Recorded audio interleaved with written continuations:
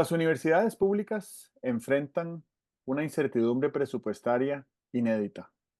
Por primera vez en decenios, no se ha llegado a un acuerdo con el Poder Ejecutivo sobre el monto del Fondo Especial de Educación Superior, conocido como FES. Hay que aprovechar esa incertidumbre. Deberían hacer un ejercicio de autocrítica. ¿Qué hemos hecho con la abundancia? Y un ejercicio de sentido, es decir, de contacto con lo esencial. ¿Qué es lo esencial de nuestra labor? La educación superior, la educación en general, son de alta valoración en Costa Rica, pero no están fuera de la aspiración general de toda política pública, la cual ha de ser de bien común. Buenos días, Álvaro Cedeño y Álvaro Cedeño les saludan en este episodio número 236 de Diálogos con Álvaro Cedeño. Esta es una conversación intergeneracional que toca temas como acción humana eficaz, espíritu emprendedor, transformación de conflictos y política pública. Hoy para conversar sobre el artículo publicado esta semana en la página web alvarocedeno.com titulado Gestión Gestión Universitaria. universitaria. Ujú. Ok, yo siempre que leo sobre temas universitarios, cuando escribes al respecto, pienso varias cosas. La primera es que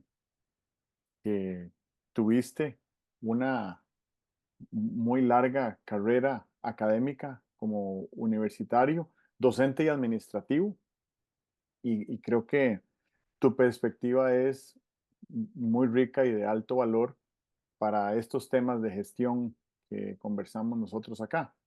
Y lo segundo que me viene a la mente es, estaba reflexionando cuando leí este artículo sobre cuál será la correlación o incluso causalidad, si pudiera ser el caso, entre educación universitaria e innovación. Porque si bien es cierto, y lo hemos comentado acá en las últimas semanas, que la creatividad es el factor de mayor valor económico en la historia de la humanidad, pues esa creatividad canalizada de manera sistemática a través de la investigación y el método científico, pues nos han llevado a lugares insospechados en cuestión de algunas cuantas décadas, o por lo menos en las últimas 2 o 3 generaciones. Y da para imaginarse a dónde nos llevará ese nexo entre la educación universitaria y el progreso humano en las próximas 2 o 4 generaciones, ¿verdad? Y entonces quiero poner en perspectiva esa visión un poquito más amplia sobre eh, para qué invertir en educación superior, ¿verdad? Yo me imagino que una persona muy rigurosa en contabilidad o en macroeconomía querría tener los números muy cuadrados, ¿verdad? Nada muy rojo, nada muy, ninguna deuda muy largo plazo y nada que no se sostenga solo, ¿verdad?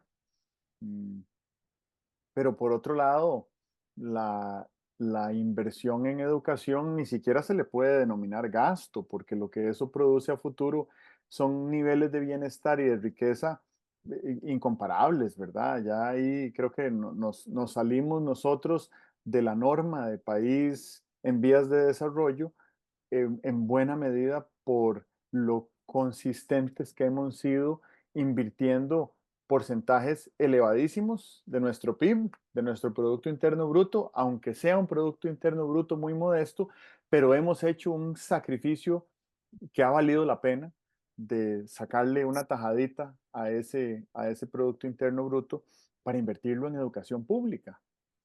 Entonces, esta conversación creo que tiene ese contexto, ¿verdad? Que es como un corral muy amplio dentro del cual nos podemos mover para analizar el tema presupuestario, porque si el tema presupuestario realmente es tan problemático como para decir, estamos invirtiendo demasiado en educación pública, pues creo que lo que necesitamos es ampliarle el corral a, a las personas encargadas de esos presupuestos públicos, ¿verdad?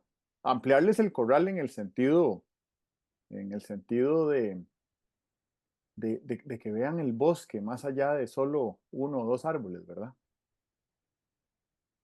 Ajá, ajá. Eh, a- Me parece que tu, tu intervención pone de manifiesto la buena voluntad hacia la función de las universidades, porque no estás planteando cómo hacer para que lo que las universidades reciben sea eh, lo que las universidades reciben corresponda a las posibilidades presupuestarias. Yo no sé si ese es el caso en este momento. Me- no sé si este es el caso en este momento, pero un ministro de Hacienda podría decir, venga, vean el presupuesto. Si yo financio más a las universidades, estaría descuidando, no sé, y nos mostraría unas cosas muy urgentes y muy sensibles. No sé si ese es el caso en este momento. Yo pienso que hay dos temas en esto que estamos hablando. Hay un tema del manejo de los presupuestos nacionales.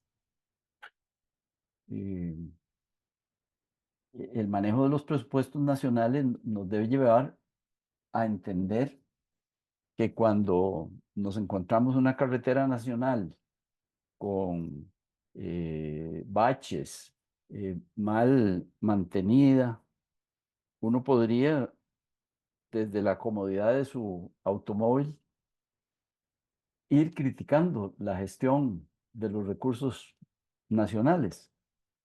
Pero alguien podría decir, bueno, yo no puedo criticar, me parece que hay baches porque se está invirtiendo dinero en otras cosas y no alcanza para tener la carretera a Limón sin baches, ¿verdad? O para tenerle mantenidas las alcantarillas o no sé. Y desde luego que alguien podría argumentar en esa dirección y decir, es que yo prefiero, eh, no sé, prefiero los Sensinais funcionando que las carreteras como si fueran carreteras del estado de Texas, ¿verdad? Y habría razón en eso.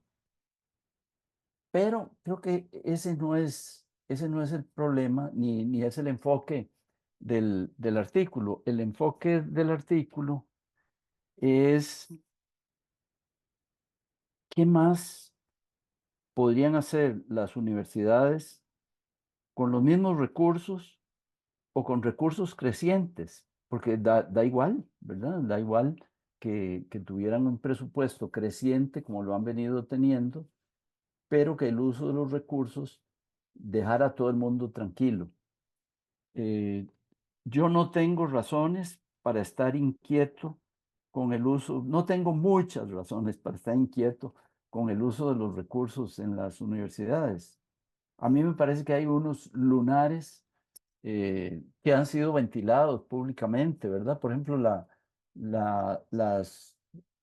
los sistemas de remuneración en las universidades me parece que son ineficientes, ¿verdad? Y representan una carga muy importante para las universidades. Yo recuerdo cuando hace dos o tres administraciones el rector Jensen tomó posesión y muy pronto después hizo el anuncio de que con el sistema de remuneración que la universidad tenía, no iba a poder atender ni con las mejores negociaciones presupuestarias con el Ministerio de Hacienda iba a poder atender ese gasto.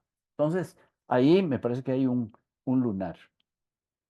Tú mencionas una cosa que es bien importante y hay que darle pensamiento a eso. Tú mencionas lo que agrega al bienestar, lo que agrega a al capital social del país un graduado universitario o los graduados universitarios, lo que agregan. Me parece que eh, hay que ampliar la visión para darnos cuenta de que lo que agregan no es solamente eh, unas habilidades técnicas. Yo pienso claro, que agregan unas habilidades técnicas. Creo que otras veces lo hemos comentado aquí. A mí en mi transitar por la iglesia de San Pedro en marzo, cuando los chicos y chicas están llegando ahí por primera vez a la universidad, siempre me llama mucho la atención ver que son muchachitos todavía con pinta de colegiales y colegialas, ¿verdad?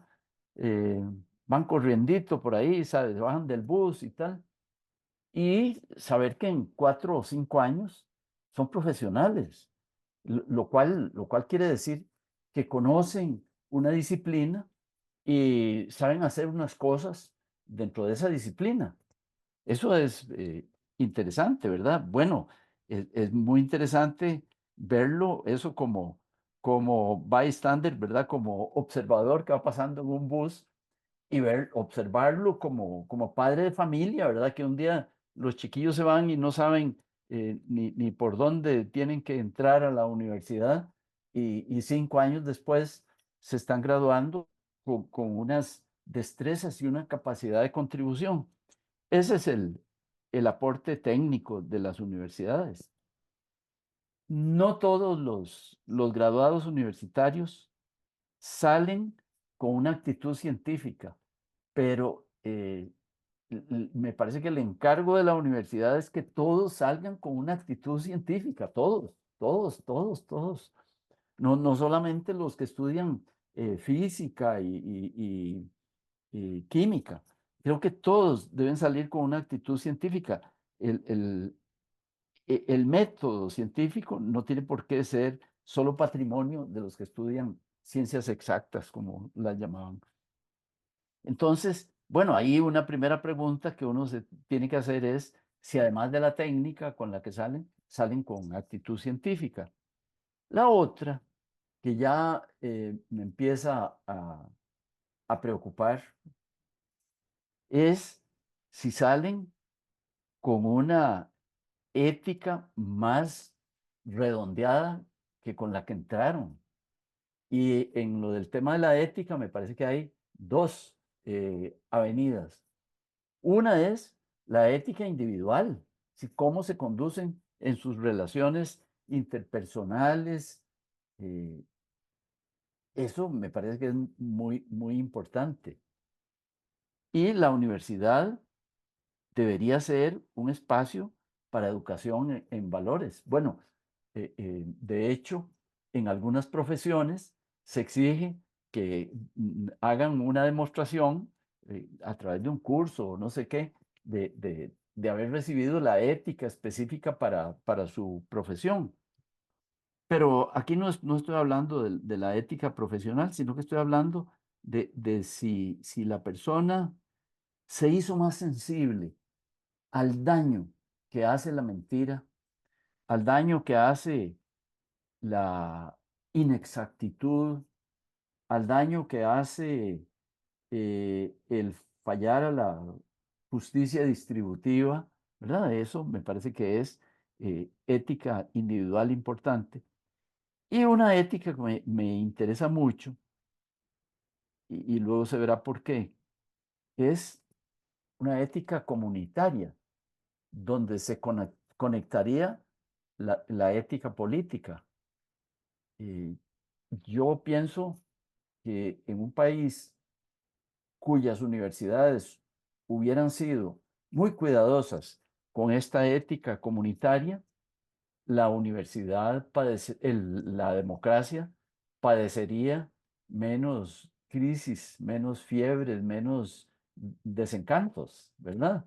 Ni los ni los gobernantes ni los votantes harían cosas que pusieran en peligro a la democracia.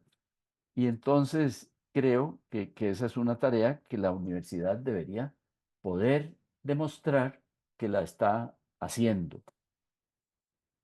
El otro gran elemento que tú lo mencionabas ahora, lo menciono el último porque no lo tenía en la lista, es el tema de la innovación. Eh, yo pienso que eh, la universidad que solo transmita el pasado y no transmita una herramienta para crear conocimiento futuro, para crear ideas futuras, para crear técnicas futuras, me parece que está quedando debiendo. Y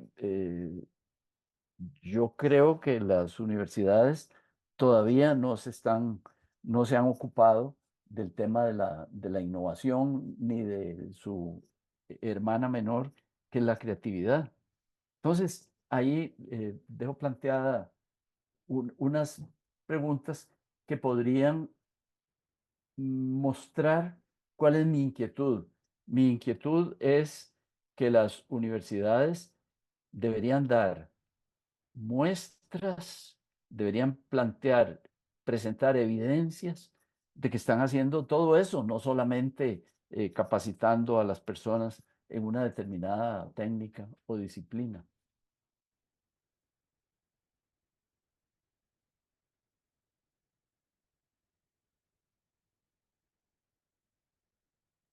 Perdón, creí que había abierto el micrófono. Mientras hablabas, estaba armando una matriz de esas que a veces co-creamos en este espacio. Y estaba visualizando cuatro columnas. Una que es tesoro, otra que es talento, otra que es tiempo y otra que es tecnología. Y entonces estaba tratando de hacer un ejercicio de clasificar las cosas que estabas comentando en esas cuatro variables, porque vamos a ver, y creo que para, para ser justos, hace algunas semanas fui muy autocrítico yo como universitario de universidad pública, con la gestión de nuestras universidades. Y pues creo que una cosa es ser autocrítico y otra cosa es agarrar a garrotazos a una entidad. Y creo que no se trata de lo segundo, se trata de ser autocríticos. Me parece que em, las universidades tienen que empezar a pensar de manera distinta si quieren sobrevivir. Esta no es una amenaza. Esto que estoy diciendo, palabras más, palabras menos, fue lo que el presidente francés Emmanuel Macron dijo en un discurso en abril pasado a toda la Unión Europea, ¿verdad? Si Europa quiere sobrevivir este siglo, tiene que pensar diferente. Eh, Desde el punto de vista del Tesoro, el 100% del financiamiento de las universidades públicas proviene del Estado. Entonces, si nuestro Estado entrara en problemas monetarios severos, pues yo me imaginaría que las universidades se verían profundamente impactadas. Y no me imagino a ningún rector de universidad pública, ni presente, ni pasado, ni futuro, reclamando por los recursos del FES en medio de una crisis económica severa.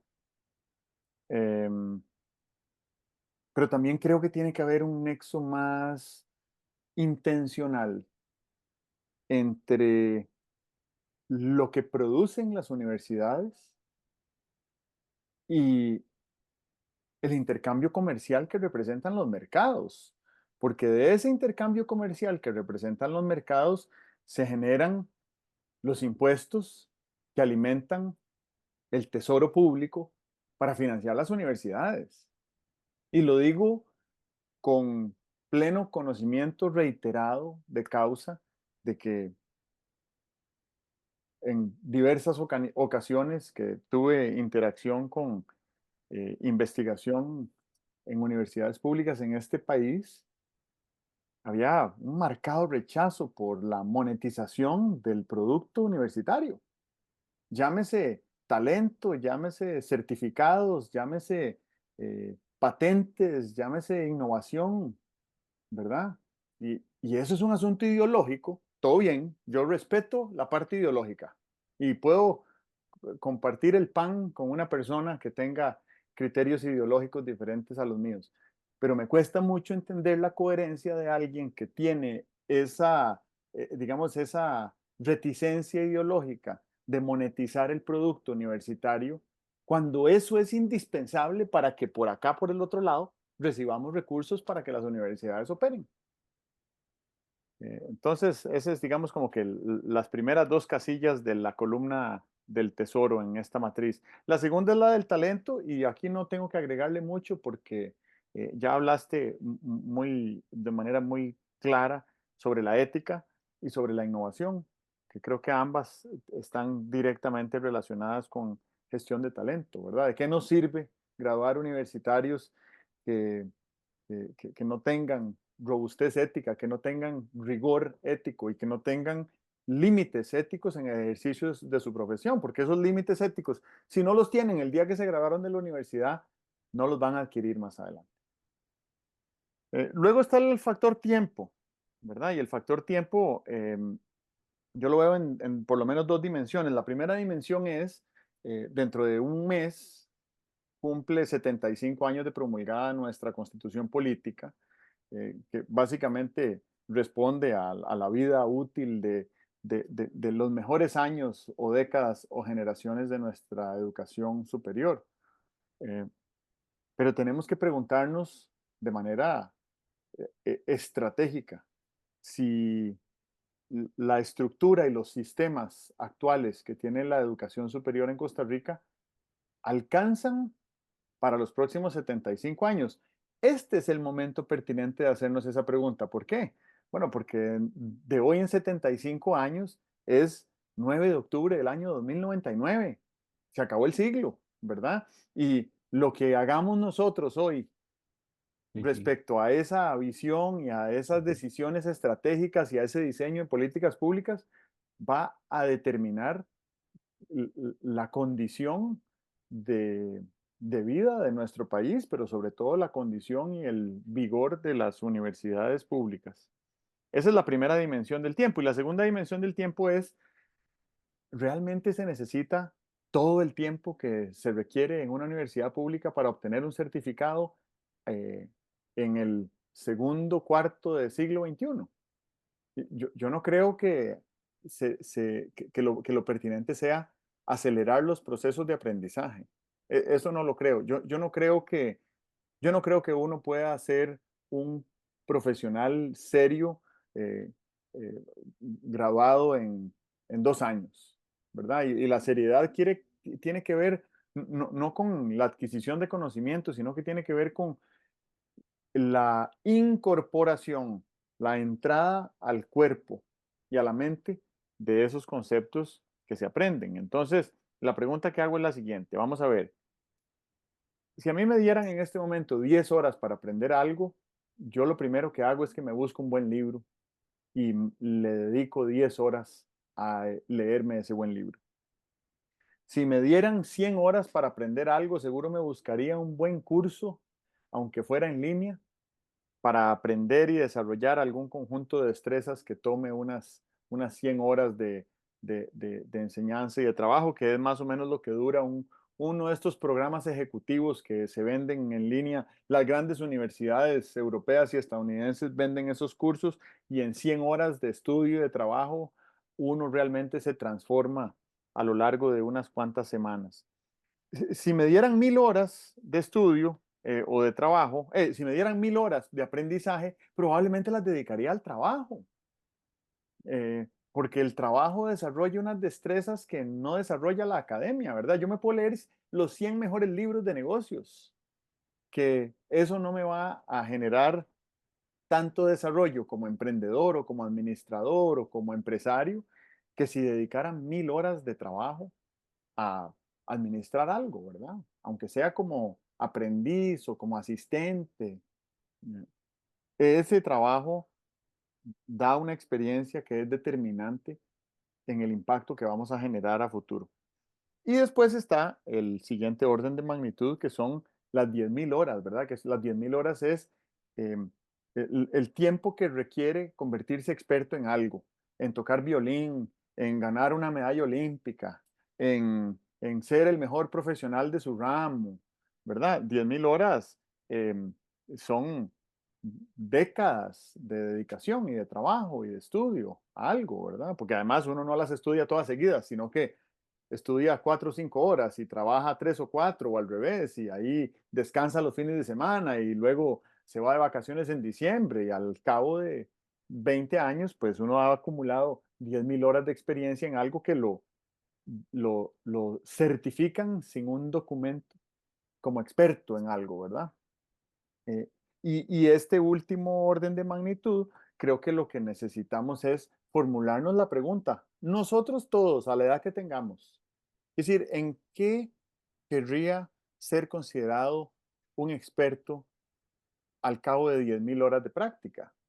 Porque ningún profesional es experto en la profesión que estudió después de 10.000 horas de práctica. Es experto en algo en lo que se especializó, ¿verdad? Y eso tal vez ni siquiera estaba en el panorama cuando se graduó de la universidad. Entonces la universidad no nos da ese nivel de expertise que solo da la experiencia, pero la universidad sí nos podría acompañar en el proceso de búsqueda de eso, de esas áreas de especialización en las que querríamos incursionar, ¿verdad? Eh, y muchas otras cosas más que creo que entre tiempo y talento las universidades podrían aportar, sobre todo durante los largos años que dura el estudio de una carrera universitaria hoy en día y hace 80 años, pero no estoy seguro si dentro de 80 va a ser igual. Y la última columna de la matriz era la de tecnología, y yo creo que en estos 75 años, no solo la inteligencia artificial nos ha pasado, ¿verdad? Nos pasó la televisión y nos pasó la telefonía y nos pasó la computación y nos pasó la electricidad y nos pasó el internet y las telecomunicaciones por medios celulares y las redes sociales y estamos en los albores de la educación, de la inteligencia artificial y vendrá las telecomunicaciones en velocidad 5G y vendrá la computación cuántica y vendrá la biotecnología aplicada, ¿verdad? El día que podamos resolverle a una persona un problema de salud terminal, imprimiéndole un nuevo órgano con sus propias células, entonces yo creo que habremos llegado a un nivel de tecnología que en este momento nos cuesta imaginarnos, ¿verdad? Pero esto lo pongo en perspectiva porque tenemos la aspiración todavía de pensionarnos o retirarnos a los 65 años de edad o antes, mientras que la medicina y la ciencia médica y la innovación y la tecnología a lo que están empujando y apuntando es a que vivamos muy bien, lúcidos y autónomos unos 120 años. Entonces, de ahí, no vamos a vivir la mitad de la vida retirados, ¿verdad? Eso es un poquillo extraño. Creo que desde el punto de vista de utilidad y de impacto, eso es un poquillo extraño. Pero bueno, dejo este borrador, bosquejo de matriz aquí para que tal vez lo retomemos en otro momento. Hay dos conceptos que me parece que son muy poderosos de lo que mencionaste. Mencionaste uno relacionado con la generación de ingreso de las universidades y lo mencionaste relacionado con la supervivencia. Mm. Hay, para mí está claro que las entidades tienen dos formas de sobrevivir. Una es con una supervivencia gestionada. Se gestiona la supervivencia y otra es cuando la supervivencia está garantizada. A mí me parece que una entidad que tiene una gran parte de su ingreso procedente del presupuesto nacional por una ley, etcétera, tiene la supervivencia garantizada. Y eso, desde luego, le quita los arrestos que tienen los que no tenemos la supervivencia gestionada, ¿verdad? Los que no tenemos la supervivencia garantizada. Entonces, tampoco es que pienso que la universidad tiene que poner en todas las facultades una tienda para vender cosas. No, ¿verdad? Pero sí vale la pena plantearse cómo hacer para que las entidades que tienen la supervivencia garantizada tengan un afán de productividad, un afán de mejoramiento, un afán de innovación. Y entonces caemos en el terreno de la motivación. Y estoy hablando de cosas puramente teóricas, ¿verdad? Hay una motivación que no genera, que no tiene relación con los ingresos. A mí me parece que esa motivación funcionaría, digamos, en el caso de un profesor universitario, por razones de estoicismo, por razones de excelencia personal. Va, da clases, él va a ganar lo mismo si es tan malo como el profesor más malo de la facultad, va a ganar lo mismo que si es como el mejor profesor de la universidad. Hay razones estoicas para hacer eso. Hay otras razones que son trascendentales, es la motivación. A mí no me pagan por esto, pero lo hago porque me parece que si uno está haciendo un trabajo remunerado de alguna manera por el presupuesto público, o está obteniendo algún ingreso por él, aunque sea de fuentes privadas, hay que hacerlo bien, porque me da la gana, porque lo otro de rendir mal no se hace. Como decía don Alberto Cañas, que hay cosas que nos movían porque las abuelas decían, eso no se hace, ¿verdad? Ok. Entonces esa sería la motivación trascendente. Eh, No sé, qué bien. Ojalá alguien me convenciera de que el 100% de las personas es capaz de motivarse con esas motivaciones trascendentes y trabajar sin paga, igual que con paga. Yo lo dudo. Me parece que hay una minoría que se puede motivar de esa manera. Luego viene la inmensa motivación con paga, claro, hace que la gente se mueva y tal y cual. Eh, son las personas que se presentan con su horario, son puntuales, hacen lo que hay que hacer porque de alguna manera de eso depende su ingreso. Eh, el problema que me parece que hay ahí es que uno puede hacer un trabajo que no es una misión, sino que es una chamba. Usted está ahí y creo que si tienes asegurada la paga, eh, puedes convertir el puesto en una chamba. Da lo mismo si me excedo o no, y entonces lo que tengo es una chamba, no una misión, ¿verdad? El estoico, el de la motivación trascendente, llega a sentir que tiene una misión. Yo creo que los profesores universitarios, en el tiempo en que yo empecé la universidad, allá en el 57, no tenían una remuneración muy atractiva. Y sin embargo, tuve profesores que a base de motivación trascendental hacían las cosas de manera ejemplar, ¿verdad? No pienso que las universidades deberían llegar a tener un sistema de motivación tal que la gente trabaje por la necesidad de conservar el puesto. Pero entre esas tres posibilidades, el trabajador que se motiva sin paga, el que se motiva para no perder el puesto o el que se motiva por la paga, me parece que ahí habría que hacer un trabajo de motivación explícita en las universidades. Habría que hacer un trabajo primero de indagación de cómo anda la motivación, después un ejercicio para ver de qué manera trasladamos a unos a esa motivación trascendente, ¿verdad? Eso me parece que todo jefe de unidad académica debería ser un gran eh, entusiasmador de la gente que está trabajando en la unidad académica.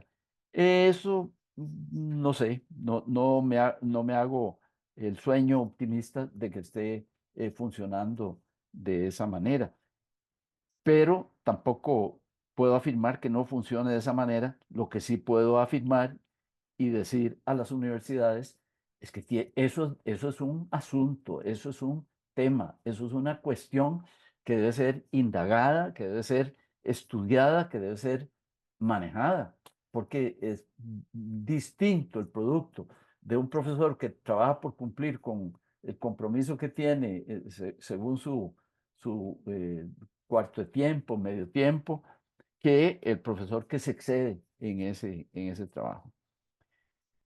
Eh,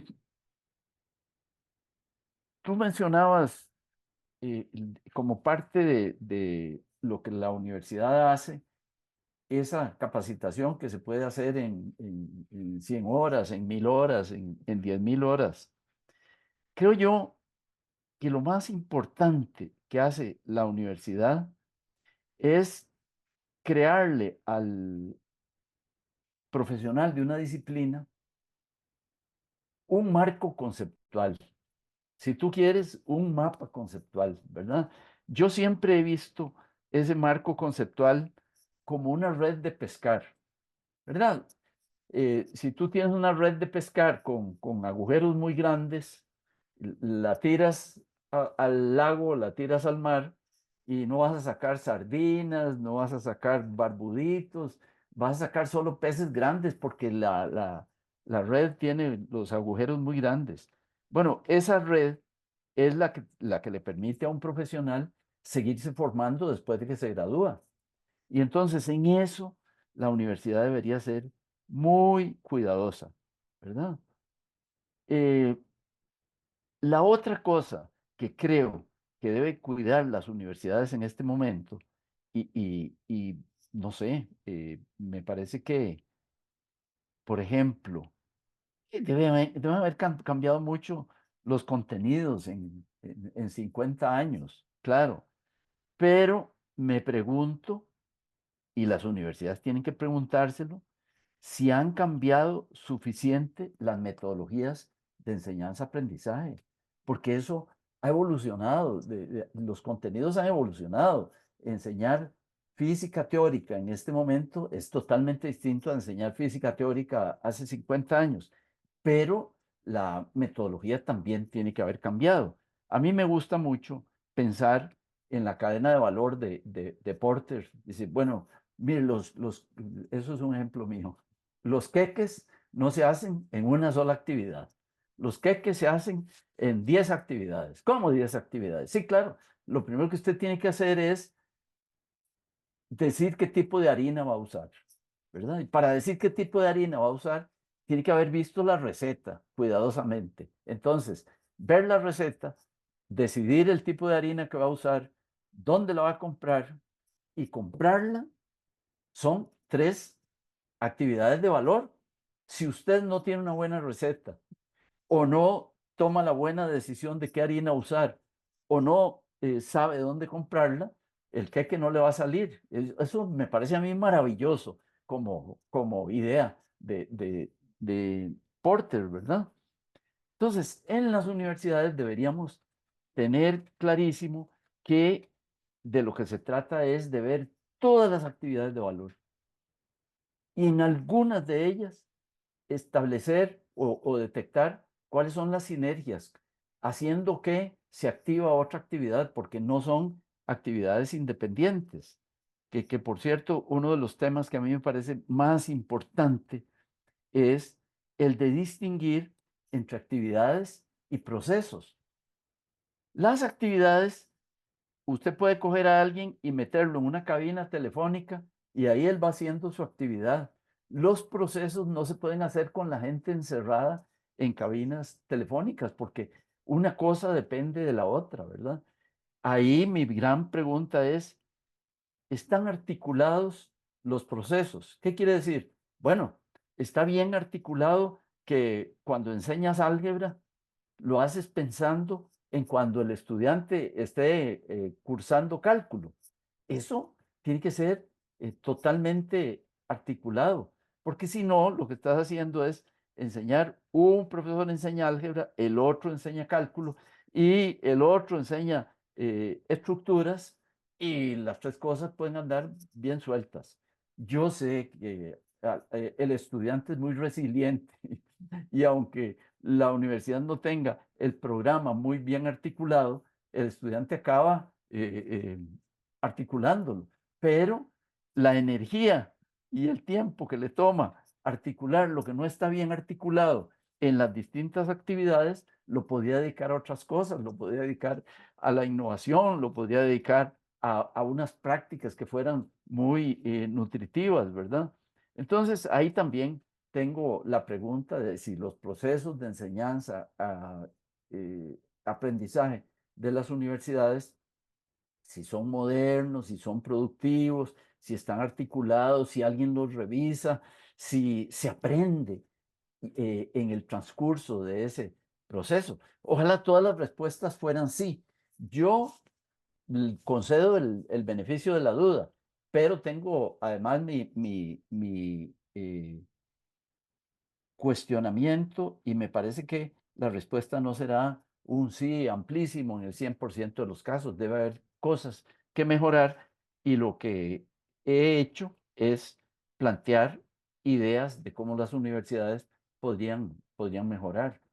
Eh, Hoy en día, afortunadamente, tenemos la acreditación, un sistema nacional de acreditación de la enseñanza superior que ha venido a aportar muchísimo en todo esto. Antes, hace 25, creo que cumple el SINAES, va a cumplir 25 años.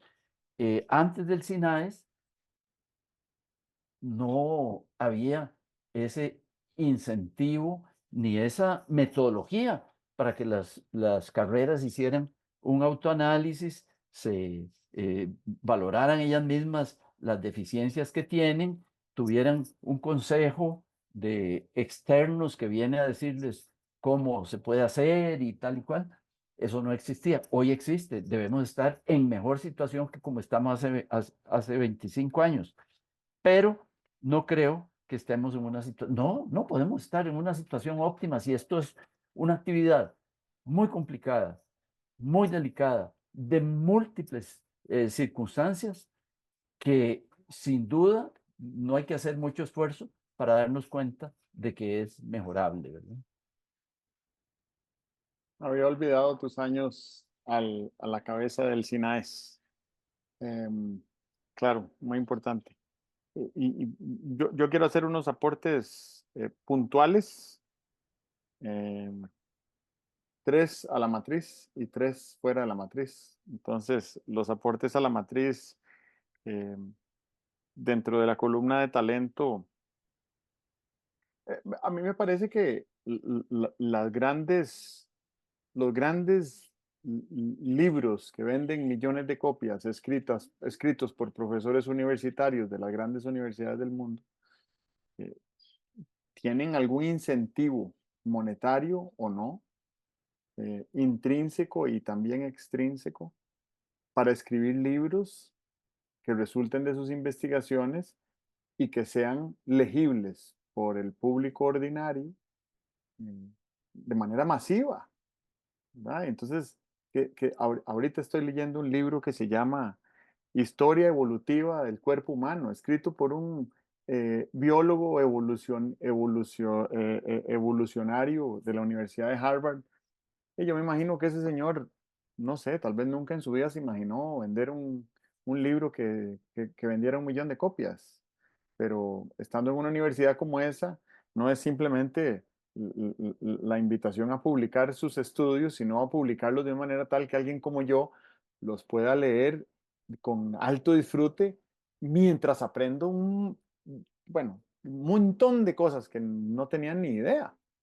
Entonces, me pregunto, ¿qué otras formas habría de convertir a las universidades en aliadas estratégicas del éxito monetario de los profesores? Porque creo que, aunque a ¿verdad? Los profesores universitarios en las mejores universidades de Estados Unidos no ganan fortunas si venden 1 millón de copias de un libro, pero su salario no es un salario de fortuna, aunque tengan un doctorado o 2 doctorados de no sé cuál otra universidad. Entonces, sí me parece que ahí la universidad podría invertir fuertemente en la monetización del talento de su propio personal docente. Luego, el segundo elemento de la matriz, que también está bajo la columna de talento, es el de la motivación que mencionaste, pero me parece que se nutre de tesoro y se nutre de tiempo, ¿verdad? Cuando nosotros recibimos un salario, eso es nuestro tesoro personal o familiar y lo recibimos a cambio de dedicarle cierto tiempo a practicar cierta actividad con cierto nivel de destreza como para que nos sigan pagando el salario el próximo mes. Pero cuando lo describiste como motivación, yo inmediatamente lo que siento es cuánta gente eh, he conocido que se siente profundamente desmotivada por aquello a lo que se dedica, que le genera el dinero con el que sostiene su vida. Entonces, desde el miércoles ya está arrastrando los pies, deseando que sea viernes. El domingo ya es un día de depre, ¿verdad? Porque ya viene el lunes y me pregunto, ¿cuánto robustece eso el talento o cuánto lo degrada? ¿Y a qué precio estamos dispuestos a alquilar nuestro tiempo si ese es el nivel de desmotivación que vamos a tener a lo largo de la semana, mes a mes, década tras década, hasta que nos pensionemos y recibamos una pensión, entre comillas, por no hacer nada, porque ya el trabajo se hizo, ¿verdad? Entonces, ese tema de la motivación como factor del tiempo y del tesoro, creo que es importante revisarlo cada uno en su propio contexto, ¿verdad? Pues si hay gente sumamente motivada en sus trabajos, que gana muy bien o que no gana tan bien, pero que están muy motivados, entonces no quiero generalizar tampoco hacia lo negativo. Y lo tercero desde el punto de vista del talento es que un graduado universitario lo que recibe es una licencia para aprender y a partir de ahí inicia un proceso de aprendizaje. Yo me imagino que un ingeniero civil recién graduado de la universidad puede construir un puente y no va a cometer errores matemáticos, pero va a cometer una enorme cantidad de errores de gestión, ¿verdad? Porque nunca construyó un puente. Entonces, le convendría empezar despacito aprendiendo cómo se construyen puentes antes de decir, voy a construir este puente yo mismo, ¿verdad? Em, y si lo que recibimos es una licencia para aprender, pues me parece que también deberíamos de asociarla con una licencia para emprender, porque ya que hicimos el esfuerzo de ir a la universidad y capacitarnos y desarrollar destrezas y aprender a pensar de determinada manera, etcétera, pues también podría ser posible o deseable que a lo largo, a la vuelta de unos años, pudiéramos tener nosotros mismos nuestro propio negocio de construcción de puentes. ¿Verdad? Y no estar recibiendo el salario mes a mes por construirle los puentes al jefe que se gana la mayor parte del valor del puente que yo produzco, sino que yo también pueda participar de ese lucro, ¿verdad? Yo sé que sueno muy capitalista hoy, pero justamente empecé diciendo que quería entender el nexo que había entre creatividad, innovación y educación superior, ¿verdad? A eso es a lo que me refiero. ¿Qué más podemos hacer los graduados universitarios para crear mayor tesoro para nosotros y para las arcas públicas y para el bien común? Y luego tres otros puntos que menciono brevemente. Bueno, el de la sostenibilidad financiera de las instituciones, todas las instituciones, públicas o privadas, con o sin fines de lucro, de alguna manera se tienen que mantener. Eh, y, y por eso fue que pensé en la publicación de libros o en el registro de patentes de profesores universitarios que podrían lucrar a partir de su trabajo académico. Lo segundo es la inversión en innovación. Y no me quiero extender mucho porque ya nos ganó el tiempo, pero cuando el presidente Obama asumió funciones, Estados Unidos estaba inmerso en la peor crisis financiera en 80 años y el Congreso le autorizó al Estado endeudarse en $800.000 millones. Y entonces el presidente Obama empezó su gestión con un cheque de $800.000 millones en su escritorio. Y lo que decidió hacer fue entregarle un poquito más de la mitad de ese cheque a un señor que se llama Steven Chu, que es premio Nobel en alguna ciencia y que era su persona designada como ministro de Ciencia y Tecnología. Y le dijo, invertite esto en innovación. Y entonces Steven Chu invirtió eso en innovación y no podría hablar con propiedad de todo aquello en lo que se invirtió, pero invirtió en darle un crédito muy importante a una pequeña empresa que trataba de desarrollar vehículos eléctricos que se llama Tesla. Y yo creo que Tesla cambió el escenario de la movilidad eléctrica en el mundo en, en toda la industria, para todas las empresas en el mundo. Ninguna empresa japonesa, ni coreana, ni china vio venir a Tesla. Y Tesla es lo que es en buena parte porque el presidente Obama invirtió en innovación. Y lo último que quiero decir es que las universidades y mucho del quehacer humano están compuestas por silos, que son como altos cilindros que contienen conocimiento y experiencia y talento y recursos, pero que se comunican muy poco o nada con otros silos, ¿verdad? Entonces está el silo de la ingeniería química por acá y el silo de la antropología por acá y no se comunican. Yo creo que en una universidad como la Universidad de Costa Rica, que es la que conozco mejor, entre ingeniería química y antropología debe haber cero contacto y debería haber más contacto, ¿verdad? ¿Por qué? Pues porque de ahí salen cosas nuevas.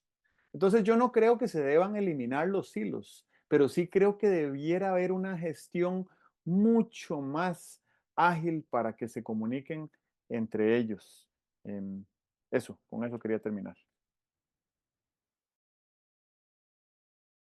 Tu micrófono está cerrado. Hay un autor que escribe un libro sobre cultura de las organizaciones y habla del tema ese de los silos. Y entonces dice que uno no puede aspirar a que desaparezcan los silos, porque están formados por